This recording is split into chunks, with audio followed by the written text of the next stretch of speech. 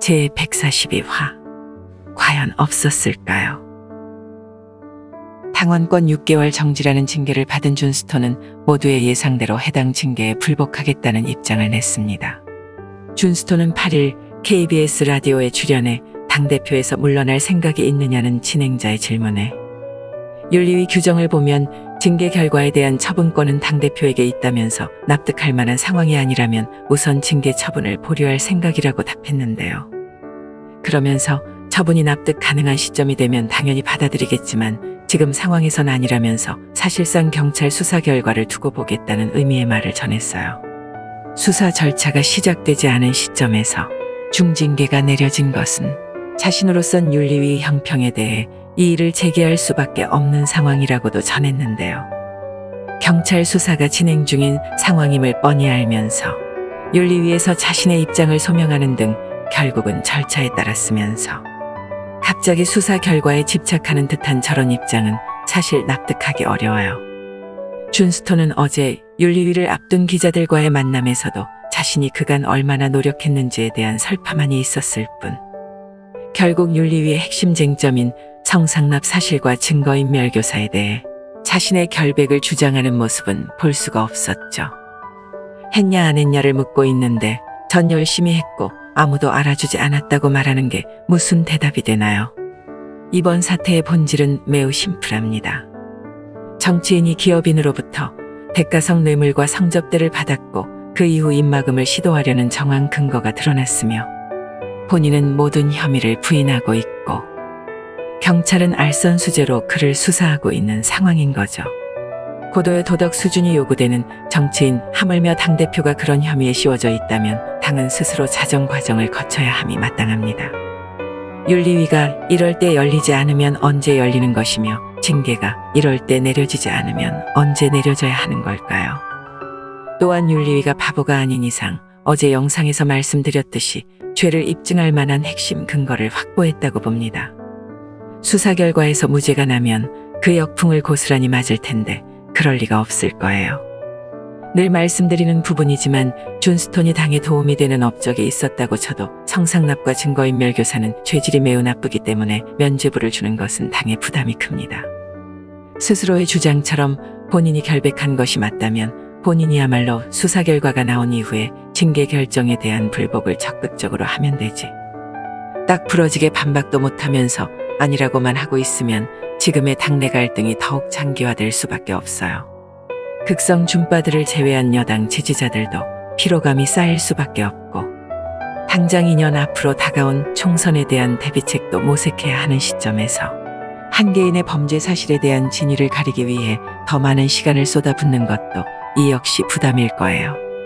정치란 안타깝게도 옳고 그름의 미학이 아닙니다.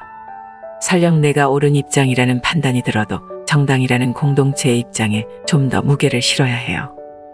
그것이 일반 정치평론가와 정당 정치인의 가장 큰 차이점입니다. 전원책 변호사가 아무리 우파 색채가 짙어도 국민이 임에 대해 쓴소리를 할 수 있는 것이고 진중권이 아무리 진보 논객이라 해도 민주당이나 정의당의 입바른 소리 할 수 있겠지만 준스톤은 정당인을 넘어 당대표에 있으면서도 내부 인사에 대한 고발이나 당 체제에 대한 일가를 공개적으로 하다 보니 보는 사람은 답답해질 수밖에 없죠. 쉽게 말해 지지자들은 전원책에게 듣고 싶은 말을 준스톤의 입에서 듣는 걸 원하지 않는다는 거예요. 정치평론가는 정당의 일련의 행위에 대한 소임이 없으니 책임에서도 자유롭지만 당대표가 당을 공개적으로 비판하는 것은 내부 총질 외에 그 어떤 선한 의도로도 비춰지지 않습니다. 워낙 똑똑하니 이게 무슨 말인지도 다 알고 있을 거예요. 그래서 더 싫어지는 거죠. 자꾸 스파이 소리나 듣고 하는 것도 다 그런 이유에서 비롯되지 않겠어요. 과거 준스톤은 자신이 흑화하지 않게 해달라면서 신윤계 인사들에게 일종의 협박성 발언을 한 적도 있어요. 본인도 이제 본격적으로 여론전에 뛰어들겠다는 의미잖아요. 물론 일각에서의 이야기처럼 준스톤이 마음먹고 여론전을 펼치면 죽어나가는 정치인 꽤나 있겠지만 자기 정치에 매몰되어 자기가 아니면 혁신을 할 수 없다는 오만한 태도도 그만 버려주길 바랍니다.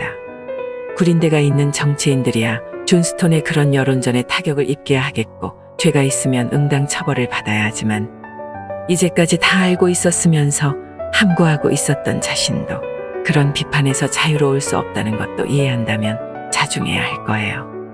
줌바 여러분, 저는 신남성연대를 구독하고 그들의 투쟁을 늘 지켜보며 응원하는 아줌마지만 그들의 장외투쟁은 그 나름의 논리에서 벗어난 적이 없기 때문에 때론 과격한 모습이 연출되더라도 걱정은 안 돼요. 페미니즘은 정신병이라는 말에도 100% 공감하고 그들과 싸우는 배 대표의 방식도 저는 마음에 듭니다. 일종의 병이기 때문에 논리로 접근하면 본인 건강만 해로워지는 거거든요. 하지만 줌바 여러분들은 좀 달라요. 준스톤은 장외투쟁가가 아닌 정당 정치를 하는 당대표입니다.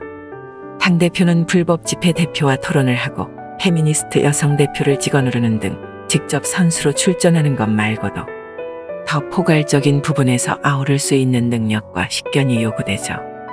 준스톤이 없으면 당 쇄신이 어려울 거라고요. 만일 그게 사실이라면 준스톤은 애초에 국민의힘 전당대회에 나올 것이 아니라 여러분들의 기대처럼 창당을 했어야 맞습니다. 사람 하나 있고 없고 때문에 당이 쇄신을 하고 못하고가 되는 여러분들의 유토피아는 어쩌면 거기쯤 있겠죠. 당은 준스톤이 없어도 쇄신할 수 있을지 모르고 준스톤이 있어도 변화를 가져오지 못할 수도 있습니다. 180석 민주당을 보면 대번에 알 수 있잖아요. 쟤네가 항상 혁신을 입에 달고 살지만 노통 때 만들었던 열린 우리 당에서 한 발치도 나아지지 못했으니까요. 설마 이것도 민주당에 준스톤이 없었기 때문이라고 하실 건가요? 과연 없었을까요?